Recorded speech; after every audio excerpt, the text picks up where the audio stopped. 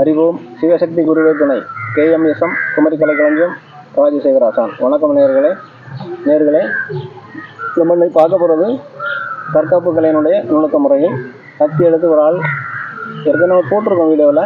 இருந்தாலும் இது ஒரு முறை, நிறைய விதங்கள் இருக்குது. அதில் இது ஒரு வகையாக இருக்கும். எல்லாமே கொஞ்சம் அப்படி ஒரு சின்ன வித்தியாசங்கள் தான் இருக்கும். ஒன்று போல் இருந்த மாதிரி தான் இருக்கும். அதை நீங்கள் இது ஒரே தானே நீங்கள் அப்படி நினைக்கக்கூடாது.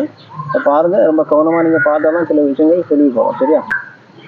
ஒரு எதிராளி நம்மளை கத்தி எடுத்து நெஞ்சு பகுதியில் குத்துனா நம்ம எப்படி அதை தடையும் அடியும் கொடுக்குறது அப்படிங்கிறத நம்ம காட்டுறோம், போட்டோம். நீங்கள் ஒன்று பார்த்து பலனுங்க பலன் அடையுமாறு அன்போடு கேட்டுக்கொள்கிறேன். சரி, வாங்க நம்ம வீடியோக்குள்ள போவோம். ஓகேங்க.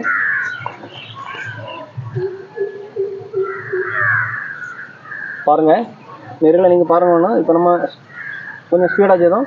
இனி கொஞ்சம் நம்ம பொறுமையாக மெல்ல செய்து காட்டுறேன்.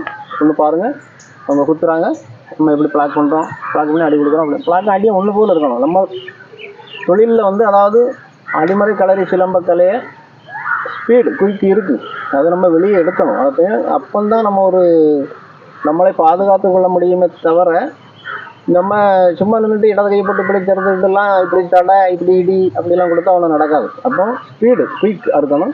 அதுதான் முதல்ல கொஞ்சம் ஸ்பீடாக பண்ணி காட்டுறேன். எனக்கு கொஞ்சம் தெளிவாக மெல்ல பண்ணி காட்டுறேன். ஒன்று பாருங்கள், விட்டுங்க.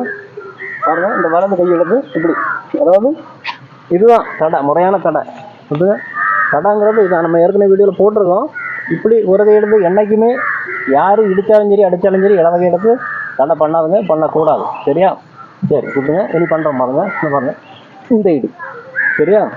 இது நம்ம பாதுகாப்புக்கு. இதை சிறக்கணும்னு வேண்டாம். நம்ம உள்ளே போயிட்டோம், அவங்க வலது காலை தூக்கி வச்சு அடிக்கும்போது நம்மளும் வலது காலை உள்ளே ஏற்றணும். அப்போ தான் ஒரு எதிராளியை அடி கொடுக்க முடியும், நம்ம ஒரு இடத்துல ஃபைட் பண்ணால் ஜெயிக்க முடியும். சரியா?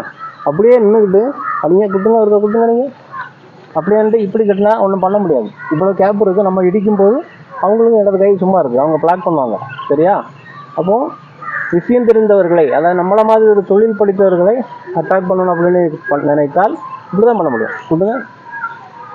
இப்படி இடி, இதை சிறப்பாங்க சில பேர். சிறங்க, இந்த கை இப்படி வெட்டணும்.